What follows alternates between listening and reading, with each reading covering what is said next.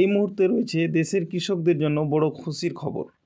PM কিষাণ যোজনার 19তম কিস্তির টাকা দেওয়ার ফাইনাল তারিখ ইতিমধ্যেই ঘোষণা করা হলো। তো পিএম কিষাণ প্রকল্পের 19তম কিস্তির টাকা কবে, কোথা থেকে দেওয়া হবে সে সম্বন্ধে বিস্তারিত আপডেট দেওয়া হয়েছে আজকের এই ভিডিওটিতে। তাই ভিডিওটি স্কিপ না করে সম্পূর্ণ দেখুন, এবং আপনি যদি প্রথমবার এই চ্যানেল ভিজিট করেন তাহলে অবশ্যই চ্যানেলটি সাবস্ক্রাইব করে রাখুন। তো চলুন পিএম কিষাণ সম্বন্ধিত কি আপডেট রয়েছে একটি পত্রিকা থেকে দেখে নেওয়া যাক। নয়াদিল্লি, প্রধানমন্ত্রী কিষাণ যোজনা 19তম কিস্তি। কেন্দ্রীয় সরকারের প্রধানমন্ত্রী কিষাণ সম্মান নিধি যোজনা এর অধীনে প্রতি বছর কৃষকদের 6,000 টাকা আর্থিক সহায়তা দেওয়া হয়। এখনও পর্যন্ত 18টি কিস্তির টাকা কৃষকদের ব্যাংক অ্যাকাউন্টে স্থানান্তর করা হয়েছে। বর্তমানে কৃষকরা অধীর আগ্রহে 19তম কিস্তির জন্য অপেক্ষা করছেন। বহুদিন ধরেই কৃষকদের মনে এই প্রশ্ন ছিল যে পিএম কিষাণের পরবর্তী কিস্তির টাকা তারা কবে পাবেন।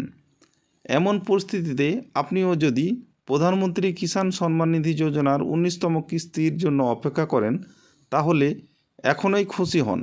সর্বোপরি শীঘ্রই সেই দিন আসছে যখন আপনার অপেক্ষার অবসান হবে।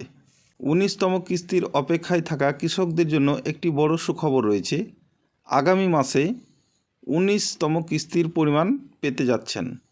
এখন প্রশ্ন উঠছে, এই কিস্তি কবে ছাড়া হবে? তো প্রধানমন্ত্রী 24শে ফেব্রুয়ারি 19তম কিস্তির অর্থ ছাড়বেন।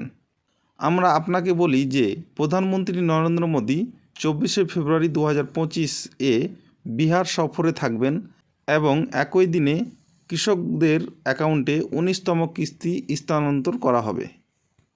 এই দিন থেকে আপনার ব্যাংক অ্যাকাউন্টে 2,000 টাকা পৌঁছে যাবে। সম্প্রতি এই তথ্য জানিয়েছেন কেন্দ্রীয় কৃষিমন্ত্রী শিবরাজ সিং চৌহান। তিনি বলেছেন যে প্রধানমন্ত্রী নরেন্দ্র মোদী 24শে ফেব্রুয়ারি 2025-এ বিহার সফর করছেন এবং একই দিনে কিষাণ সম্মান নিধির 19তম কিস্তি প্রকাশ করা হবে। তাই আপনিও যদি এই কিস্তির জন্য অপেক্ষা করছিলেন, এখন আপনি খুশি হওয়ার সুযোগ পেয়েছেন। এই কিস্তি 24 ফেব্রুয়ারি থেকে কৃষকদের অ্যাকাউন্টে পৌঁছাতে শুরু করবে। আপনারা বুঝতেই পারছেন যে 24শে ফেব্রুয়ারি আপনারা আপনাদের পিএম কিষাণ প্রকল্পের 19তম কিস্তির টাকা পেয়ে যাবেন। আপনি যদি এই স্কিমের সুবিধা নিতে চান তাহলে আপনাকে কিছু নিয়ম মেনে চলতে হবে।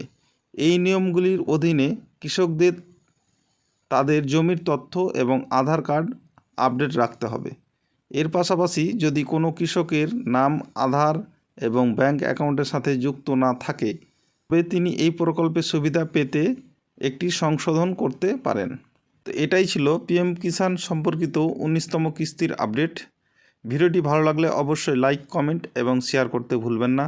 এতক্ষণ পর্যন্ত সাথে থাকার জন্য অসংখ্য ধন্যবাদ। Thank you.